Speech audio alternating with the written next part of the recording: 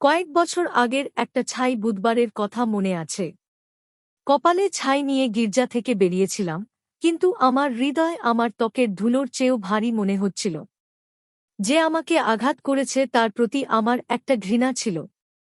কয়েক সপ্তাহ ধরে আমার ভেতরে সেই রাগ নিঃশব্দে জ্বলছিল।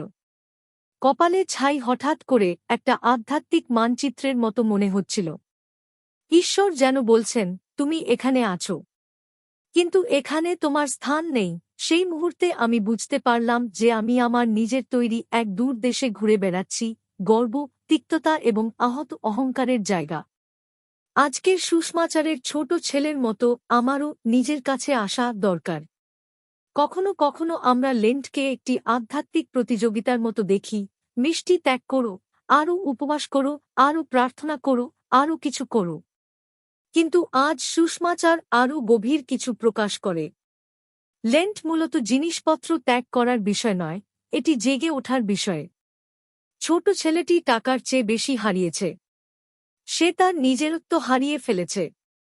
সে বিশ্বাস করতে শুরু করেছিল যে সে আর ছেলে নয়, কেবল এমন একজন যাকে বেঁচে থাকার জন্য কাজ করতে হবে। সেই জন্যই বাড়ি ফেরার সময় তিনি একটি বক্তৃতা অনুশীলন করেছিলেন। বাবা, আমি আর তোমার ছেলে বলে ডাকা যায় না, আমাকে তোমার ভাড়াটে দাসদের একজনের মতো ব্যবহার করো। আমাদের অনেকেই ঈশ্বর সম্পর্কে একই ভুল ধারণা পোষণ করে। আমরা মনে করি আমাদের অবশ্যই আমাদের পথ খুঁজে বের করতে হবে। আমরা মনে করি আমাদের উপবাস, প্রার্থনা এবং ত্যাগ আমাদের ভুলের জন্য ঈশ্বরকে কোন না কোনভাবে প্রতিফলিত করবে। কিন্তু বাবা কি করেন তা মনোযোগ সহকারে দেখুন। ছেলে তার বক্তৃতা শেষ করার আগেই বাবা তাকে বাধা দেন। তিনি ছেলেকে দাস হতে অনুরোধ করতে দেন না। পরিবর্তে তিনি অবিলম্বে ডাকেন, সেরা পোশাকটি আনুন, তার আঙুলে আংটি পরিয়ে দিন, পায়ে জুতা পরিয়ে দিন, ভোজ প্রস্তুত করুন। অনুগ্রহ অপরাধবোধের চেয়ে দ্রুত এগিয়ে যায়। মিলানের অ্যামব্রোস যেমন একবার প্রতিফলিত করেছিলেন, ঈশ্বর মুখের স্বীকারোক্তির জন্য অপেক্ষা করেন না, তাঁর করুণা তার আগে চলে। অনুগ্রহ আমাদের প্রচেষ্টার শেষে পুরস্কার নয়। অনুগ্রহ হল সেই প্রেম যা আমাদের উপরে তোলে এবং পুনরুদ্ধার করে। তবুও গল্পটি শেষ হয়নি। যিশু আরেকটি চরিত্রের সাথে পরিচয় করিয়ে দেন, বড় ভাই। তিনি উদযাপনে প্রবেশ করতে অস্বীকার করেন। আমার ভাই বলার পরিবর্তে সে বলে, তোমার এই ছেলে। সে বিশ্বাস করে যে সে সবকিছু মেনে নিয়েছে। কিন্তু ক্ষমা করতে তার অস্বীকৃতি আরও গভীর কিছু প্রকাশ করে। যদিও সে বাড়ির কাছেই ছিল, তার হৃদয় বাবার থেকে অনেক দূরে। কখনো কখনো আমরা তার মধ্যে নিজেদের চিনতে পারি। আমাদের লেন্ট সফল বলে মনে হতে পারে। আমরা উপবাস করেছি, প্রার্থনা করেছি এবং নিয়ম মেনে চলেছি। কিন্তু যদি আমাদের হৃদয় অন্যদের প্রতি কঠোর হয়ে ওঠে, তাহলে আমরা হয়তো ঘরের বাইরে দাঁড়িয়ে আছি যখন ভেতরে উৎসব চলছে।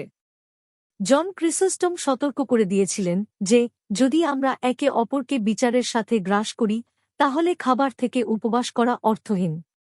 তাই আজ সুষমাচার আমাদেরকে আমাদের হৃদয়ের দিকে সৎভাবে তাকানোর জন্য আমন্ত্রণ জানায়।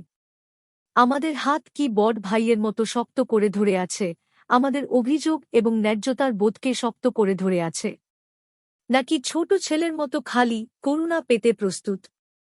দৃষ্টান্তের পিতা কখনো উভয় পুত্রকেই ভালোবাসা বন্ধ করেন না।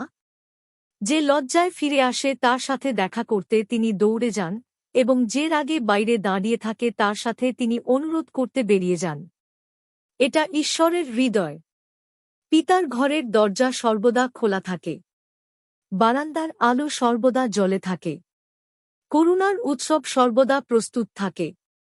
একমাত্র জিনিস যা আমাদের বাইরে রাখতে পারে তা হল ক্ষমা গ্রহণ করতে অস্বীকৃতি অথবা ক্ষমা দিতে অস্বীকৃতি। ঘরে ফিরে এসো। পিতা ইতিমধ্যেই তোমার সাথে দেখা করতে ছুটে আসছেন।